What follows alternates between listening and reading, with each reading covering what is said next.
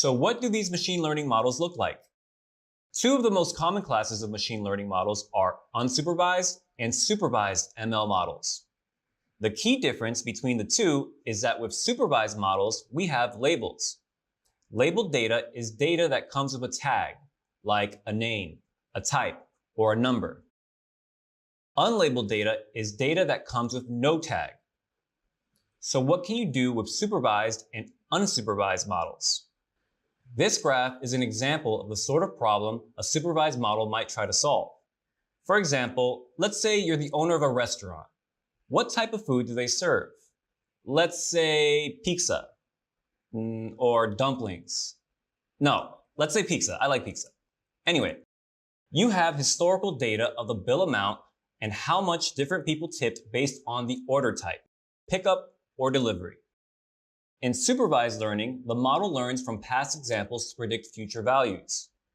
Here, the model uses the total bill amount data to predict the future tip amount, based on whether an order was picked up or delivered. Also, people, tip your delivery drivers. They work really hard. This is an example of the sort of problem that an unsupervised model might try to solve. Here, you want to look at tenure and income, and then group or cluster employees to see whether someone is on the fast track. Nice work, Blue Shirt. Unsupervised problems are all about discovery, about looking at the raw data and seeing if it naturally falls into groups. This is a good start, but let's go a little deeper to show this difference graphically, because understanding these concepts is the foundation for your understanding of generative AI. In supervised learning, testing data values, X, are input into the model. The model outputs a prediction and compares it to the training data used to train the model. If the predicted test data values and actual training data values are far apart, that is called error. The model tries to reduce this error until the predicted and actual values are closer together.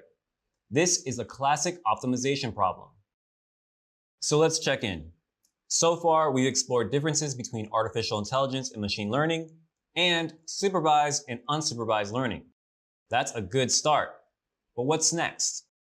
Let's briefly explore where deep learning fits as a subset of machine learning methods.